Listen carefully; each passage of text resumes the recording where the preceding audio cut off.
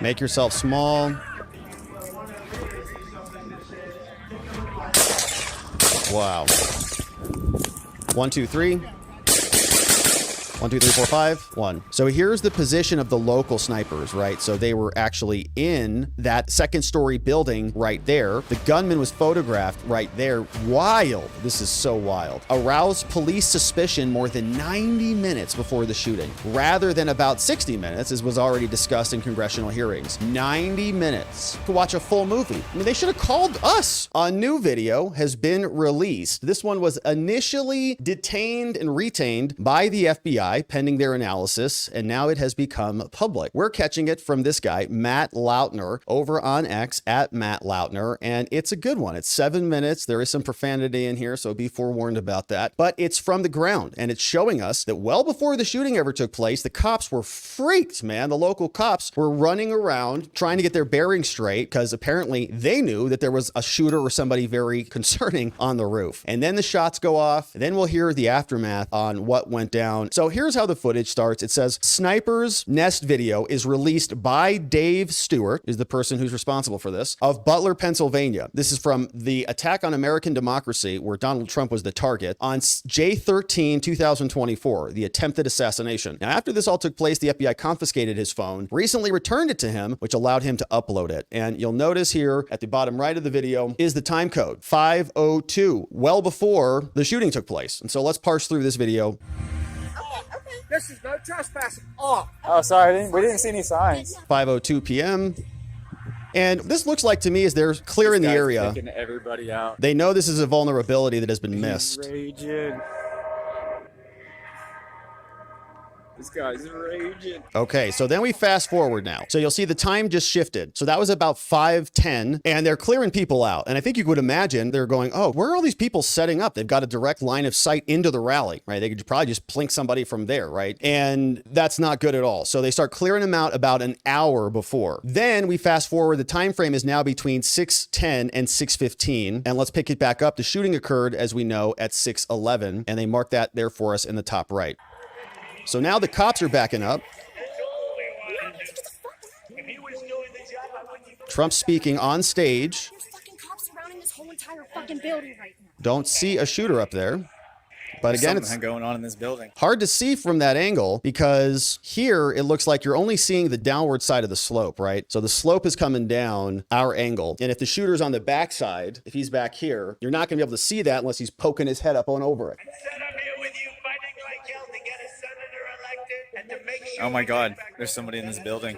Hey, they know. Now, I don't know why the Secret Service doesn't know, apparently. Remember, the Secret Service in the same building as the local cops. Now, they're not on the same band or frequency, but we know that in the command center, local cops told us that they had a liaison in there so that when the Secret Service needed to communicate with local cops, they could do it face to face. They're right there in the same room. Easier than integrating all the equipment. So local cops say, hey, there's someone on the roof. There's a sniper. And presumably at this point, the cop maybe has already fallen off the roof, right? We don't know where that happened, but the shooter may have already turned over. We don't know the exact timeline and scared one of the cops who's pulling himself up. That cop got injured.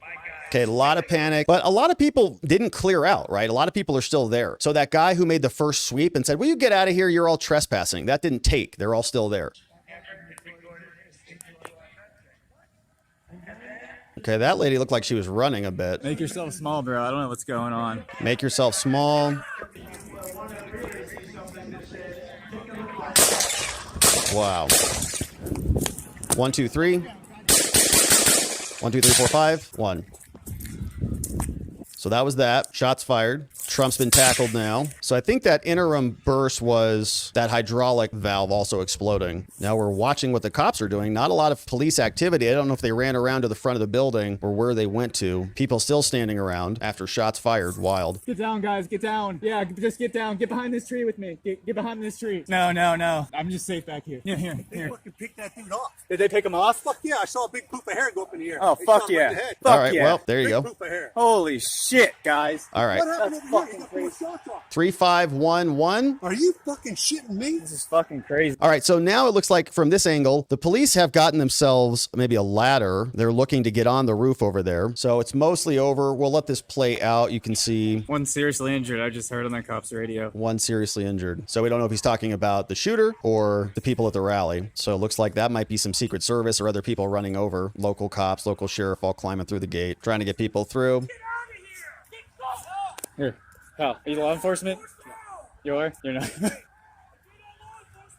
All right, who's that? Secret Service? Sorry. FBI?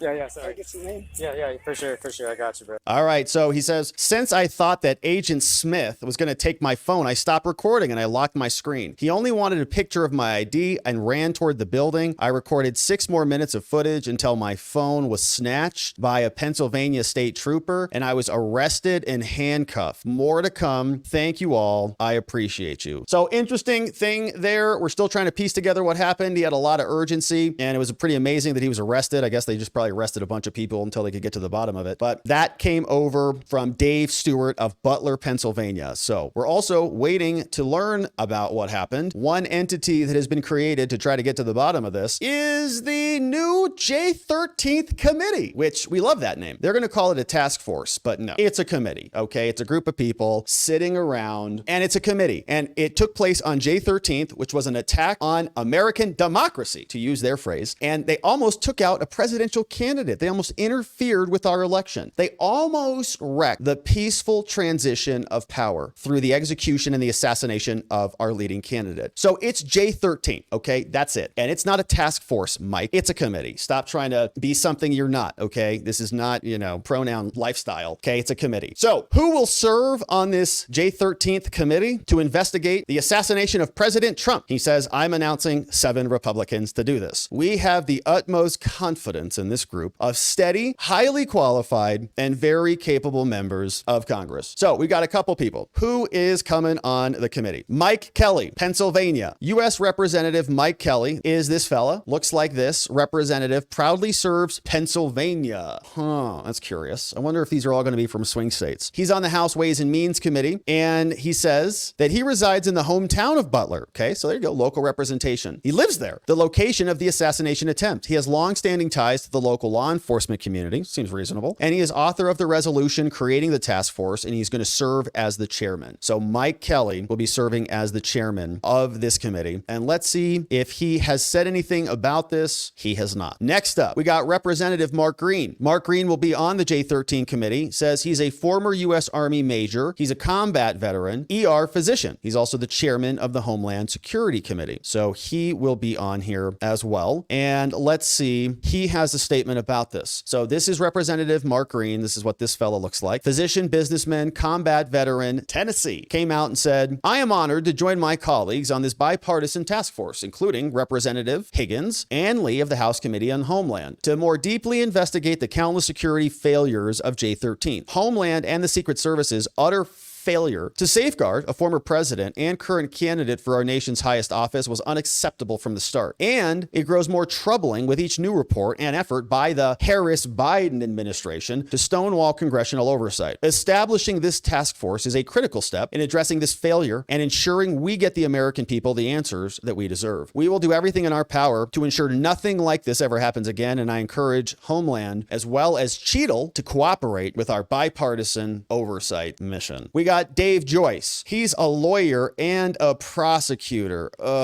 For 25 years. And he's the former chairman of Appropriations Subcommittee on the Homeland Security Committee. So he's from Ohio and he's father, husband, and a former prosecutor. All right. We got Laurel Lee, former prosecutor as well, assistant U.S. attorney. She's from Florida, a former judge for Florida's Judicial Circuit, former Florida Secretary of State, Florida. She also serves on the Homeland and the Judiciary Committee. And I think Judiciary is where we've seen her. She posted about this, says, thank you, Speaker Johnson. Johnson for entrusting me to be a member of this bipartisan task force. We will work to ensure that security failures that happened on J13 never happen again. So Congresswoman Laurel Lee says the American people witnessed on J13 a catastrophic security failure that nearly resulted in Trump's loss of life. The United States Secret Service has a no-fail mission. Unfortunately, they failed. One of Congress's congressional responsibilities is to conduct oversight. That's exactly what we're going to do. I'd like to thank Johnson for entrusting me, and I'm looking forward to serving. We also have Michael G. Waltz. He's former Army Special Forces and is a former White House and Pentagon advisor. He's on the Intelligence Committee, he's on the Armed Services Committee, and the Oversight Committee. Now, people are excited about Clay Higgins because he has done some very great work on the J6 stuff. Let's see who else was on here. Pat Fallon, former U.S. Air Force officer, serves on Oversight and Armed Services, and the respective subcommittee also deals with tactical air, land forces, and national security. So Pat Fallon, he's from the great state of Texas, 4th District, there from our friends around the corner. Representative Clay Higgins also represents Louisiana. He is a former U.S. Army Staff Sergeant, former law enforcement officer, maintains an active commission and post-certification, peace officer standards and training, and he serves on the Homeland Security and the Oversight Committees. And so he has also come out with a statement on this, and let's see what he posted. He says that Higgins is going to serve on the bipartisan task force charged with investigating the attempted assassination of Trump. 7 Republicans and 6 Democrats. Now, I don't know why they're playing this game. Remember, it was supposed to be 8 Democrats, 5 Republicans on the J6 committee, and Pelosi only put 2 on there. So I don't know why the Republicans don't play that same game, but we'll see. The task force, or in other words, the committee, will have the House of Representatives full investigative authority, including subpoena power, baby, and will assume control and jurisdiction of all pending House committee investigations regarding the Trump assassination attempt for the remainder of the Congress. The task force is designed to assess the security failures that took place, to ensure accountability, and to report solutions to stop this from happening again. Higgins says, I'm honored to serve on the committee on the attempted assassination of Trump. The American people demand answers. We're going to use every tool at our disposal to reveal the granular detail, of what happened here, to ensure accountability and to identify failures. I look forward to working with my bipartisan colleagues to deliver the truth on this. All right, we'll see. So that's what we got. Now, the Democrats who are going to be on here are Jason Crow, Lou Correa, Madeline Dean, Chrissy Houlihan, Glenn Ivey, and Jared Moskowitz. And I think mostly familiar with Jared Moskowitz. He is somebody who's very vocal. He's usually palling around with Dan Goldman. And so those are going to be the Democrats. I was curious why we didn't see, AOC or some of the others on there, but that's what Johnson says. He's very excited about, I think, this new committee. We'll see if they get to the bottom of anything, but there were catastrophic failures, one after another. In fact, here's what Johnson also shared. He said, here's another alarming security failure. Get this. A local SWAT officer in Pennsylvania told ABC that his team had no contact with the Secret Service at the rally until after the assassination attempt. Our House Task Force Committee is going to find answers that the American people deserve. Here is this clip from ABC. We were supposed to get a face-to-face briefing with the Secret Service snipers whenever they arrived, and that never happened. So I think that was probably a pivotal point where I started thinking things were wrong, because that never happened, and we had no communication with the Secret Service. You had no communication with the Secret Service at all on that Saturday? Not until after the shooting. And by then? It was too late. Wild. Here's more. Correspondent Eric Katursky. And we turn now to an ABC News exclusive. 2 weeks after the assassination attempt on former President Donald Trump, we are now hearing from some of the local SWAT team members who were on duty during that rally in Pennsylvania. ABC News senior investigative correspondent Eric Katursky has more. Rhiannon, the SWAT team from Beaver County, Pennsylvania, was the one that identified Thomas Matthew Crooks for the first time as suspicious more than an hour before the gunfire. Where was the Secret Service? They sent a description. They tried to track his movements, but none of those alarms ever made it to the decision makers, because this SWAT team spoke to us about failures in planning and communication. Was this a failure of communication? I believe so in a lot of respects. In multiple agencies working together is always taxing, no matter what the problem. I know that we could not communicate with Secret Service or Pennsylvania State Police, or really in effort the patrol directly. The local SWAT team is accepting their own failures that day. They say the former president got shot at, somebody died at the rally who was hit by gunfire, but they say they were told what to do by the U.S. Secret Service. They did not have a choice where they would be patrolling. They found that there were no patrol officers around the area to try and intercept the suspect as they saw him moving around suspiciously. And so they say the failures are a lot to go around. A lot. They failed massively. In fact, they failed so so often, so many times in a row, some people ask themselves, is that even possible? Like, aren't there contingencies and other checklists? Like, don't they have like a checklist? Make sure there's a person on the roof of the buildings or something like that. Everybody just made mistake after mistake. They saw him, sent messages, allowed him to get on the roof, saw him again, allowed him to get up there, brought Trump out. Mistake after mistake after mistake. It's so curious. It's almost like it's intentional because they wanted Trump removed. And when he wasn't removed, look what happened. They took out Biden instead. So how did the gunman get ahead of everybody? Well, New York Times has a story. They outsmarted the Secret Service, apparently. How was the gunman ahead of the Secret Service? Well, text messages that came from the Times indicate that some law enforcement officers were already aware of Thomas Crooks earlier than even previously known. And guess what? He knew about them too. So they're just hanging out, having these conversations, and allowing the shooter to get on the roof. Here is what this says. Nearly 100 minutes before President Trump took the stage, a local counter sniper who was part of the broader security detail let his colleagues know that his shift was ending. Guys, I'm out. Be safe. He texted to a group of colleagues at 4:19. He exited the second floor of the warehouse that overlooked the campaign rally site, leaving two other counter snipers behind. Outside, the officer noticed a young man with long, stringy hair sitting outside a picnic table near the warehouse. So at 4:26, he texted his colleagues. One sniper's like, all right, this is covered. No one's going to get shot here. I guess I'll go home. So he texted his colleagues, who was outside the fenced area where Mr. Trump was going to come out. He said that the person would have seen him come out with his rifle and, quote, knows you guys are up there. All right. The counter sniper who sent the text confirmed to the New York Times that the individual he saw was later identified as the gunman. So the sniper is coming out of the roof, out of the location. He says, hey, someone followed our lead and snuck in and parked by our cars, just so you know. The shooter hanging out and parked next to the Secret Service or to local snipers says, I'm just letting you know because you see me go out with my rifle and put it in my car. So he knows you guys are up there, and he's sitting to the direct right on a picnic table about 50 yards from the exit. Someone who's very security conscious says, oh, hey, someone out there knows we're here, knows you're up there, saw me with the gun. He's there, be forewarned. Two counter snipers say, thumbs up, got that. Roger that one. Here you are. So now they know. Now, doesn't look like he's dangerous at the time, but by 5:10, the young man was no longer on the picnic table. He was right below the counter snipers who were upstairs in a warehouse owned by AGR International. One of the counter snipers took pictures of him, says, who's this dude? According to local law enforcement, to an after action report, which along with the text from Beaver County Emergency Services was also provided to the Times by the office of Senator Chuck Grassley. Now, the text messages were independently verified by the Times. At 5:38, the photos were shared in a group chat. Another text went out among the officers saying,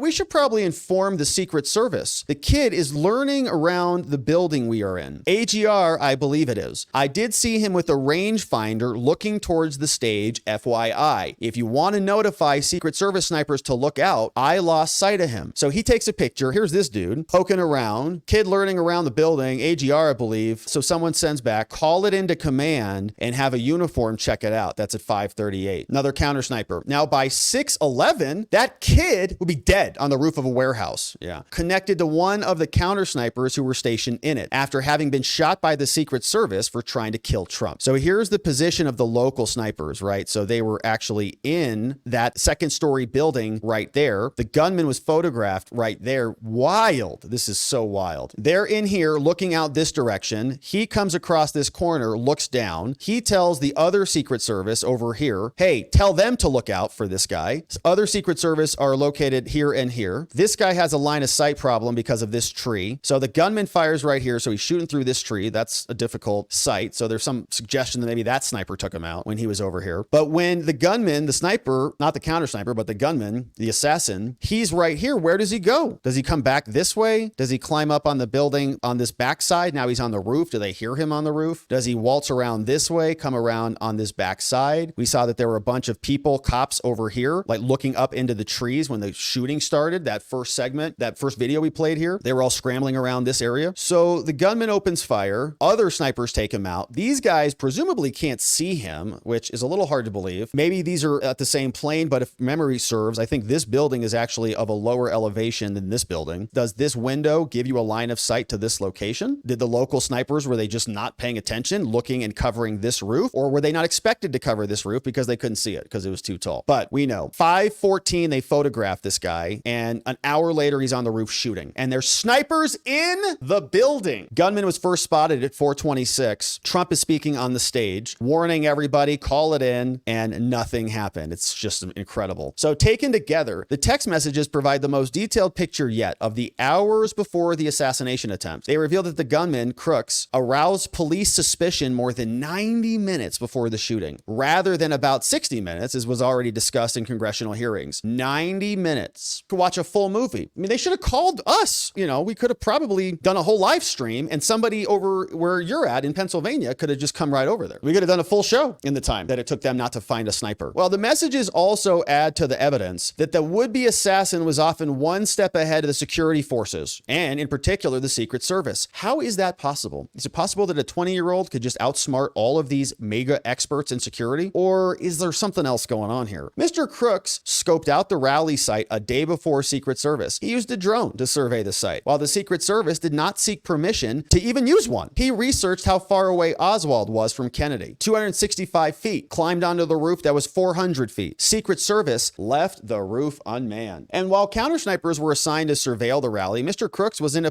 also in a position to watch them. Even after the episode ended, the police seemed confused. What the hell happened here? So on TV, they're saying Trump was shot at and he got hit, but I don't believe that, one local police officer said to another 17 minutes after the shooting in a conversation on a captured body camera. He's like, how the hell did that happen? Now, as the officers in the video walked toward the warehouse on which Crooks' lifeless body laid, one could be heard saying, I'm trying to figure out how this guy got here. Dropped in from the heavens by Liz Cheney. She's like, just here you go. Liz Cheney's walking around opening doors. Here's a ladder for you. Investigators are trying to figure out his motivations. I know, maybe he was a Trump supporter, wanted to make America great again, idiots. And his actions in the days before the rally, in part from what they have found on his personal devices. But the text and the footage, combined with the interviews by the Times and the public testimony, have filled in some of the answers. Crooks already had the AR-15. He got it in October from his father, got it legally. He began receiving packages at his home for fertilizer, pellets, and radio devices. He would later use some of this material to build rudimentary bombs, two of which were found in his vehicle and another in his home. Crooks also had started searching online for famous people like Christopher Wray, Merrick Garland, Biden, Trump. He also looked up major depressive disorder. On July 3rd, Trump's campaign announced the rally. 10 days later, Crooks started searching to past assassinations. On July 6th, Crook typed in an ominous phrase. He did a Google search for how far away was Oswald from Kennedy, said Christopher Wray during a committee hearing. Now, the next day, Mr. Crooks drove to the farm show grounds about an hour from his home, spent 20 minutes there, and then registered. Secret Service agents would not hold their first walkthrough until the following day, joined by law enforcement officials from several local and state agencies. It was then that the Secret Service decided to exclude the entire warehouse owned by AGR. Amazing. July 8th. Secret Service decided that. Who? That's a volitional act, right? Oh, no. And it's not organizing. It's not texting Crooks and saying, can you go take out the president? But it's opening a window. That's, Liz Cheney behavior, including building number 6, which Mr. Crooks would later use. Yeah. Very curious from its inner security perimeter. No, it's good. Those buildings. You can only get like 50 snipers on there. We only secure buildings if you can get 100. So this meant that on the day of the rally, Crooks was able to approach the building, didn't even have to go through security. And every sniper or anyone who's even,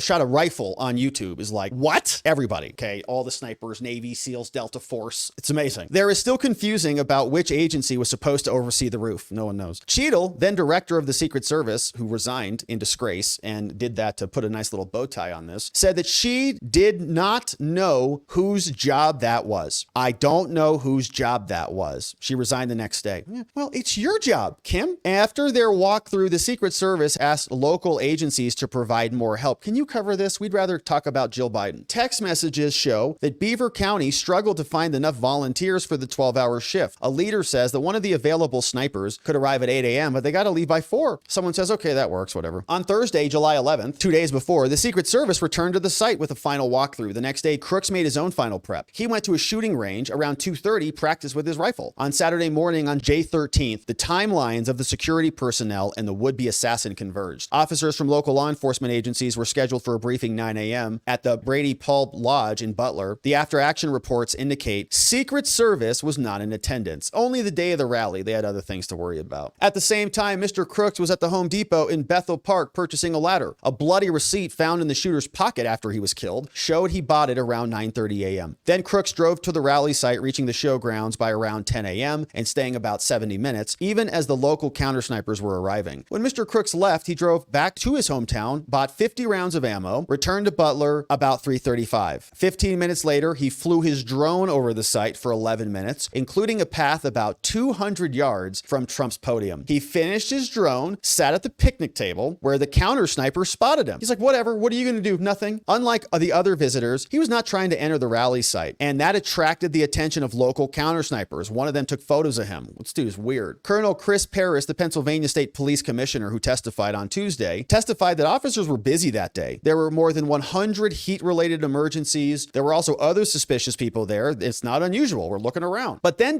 Crooks did something that alarmed the police. They saw him. They saw him using a rangefinder. Why on earth would you need a rangefinder? Man, I was curious, probably. A Beaver County counter sniper shared the photos at 5:38. Those were relayed to the Secret Service Center. They said, well, does he have a gun? Okay, then who cares? One of the two remaining counter snipers ran out of the building, attempting to keep eyes on Crooks until other law enforcement arrived. So they got it. But Crooks ran off. He took a backpack with him, which at that point you go, okay, red alert. That guy is now evading counter forces. Okay, that's it. So now it's like code red. Red alert. We have an unknown suspect who's fleeing. Everybody should freak. Trump should never come on the stage at that moment. Once the sniper goes to find him and he's running, that's a fugitive, right? Or suspect on the run. Mr. Goldinger said, but they're like, well, you know, until bring Trump out. When the officer was unable to find Crooks, he returned to his post. Got away from me. Oh, well, I'll catch the next one. 4 Butler Township officers who had been directing traffic then joined the manhunt, right? So now they're all on their forces. And it's probably what we saw, all of them running around. At 6 p.m., one officer in the group texts guessed that Mr. Crooks was moving toward the back of the complex of the AGR buildings away from the event. So they say he's going that way. Instead, that's not what happened. Crooks clambered onto a low-slung building in the complex on the closest to the stage. Trump took the podium at 6:03. Shots fired at 6:11. 6 minutes later, at 6:09, rally attendees began pointing to someone on the roof. What's that over there? Either through luck or preparation, Mr. Crooks had found a place on the roof that let him see Mr. Trump, but also seemed to keep him somewhat hidden from the Secret Service counter snipers, either by the tree that was blocking them, or maybe even the local counter snipers were in the window and they couldn't get line of sight on him. Now, though Mr. Crooks did not bring his newly purchased ladder, he managed to climb onto the roof and walk across a complex of the interconnected roofs. The Butler Township officers had no ladders themselves, so one officer boosted himself up, grabbed the roof, pulled himself up to find Mr. Crooks pointing a gun at him. With no hands left to pull his own gun, the officer dropped. Now, we still don't know exactly what time that was. So at that moment, okay, they're all should be screaming. Now, I think they should be screaming from the rooftops, literally. There's someone who's fleeing from us. They know he's got a rangefinder. They go to try to approach him. He flees. Code red. Trump should have never come onto the stage. Then, when the other cop basically, assaulted with a firearm, when does he drop off? How much time elapses? Is that 6:10? Is that 6:09? Is that 6:03? Is that 6:10, 50 seconds? So he points the gun. Oh, crap. And then Crooks is freaking out and turns back around and then fires quickly. Maybe that's why he missed, because he was hurt. Oh, cops are on to me. They're coming up here. And,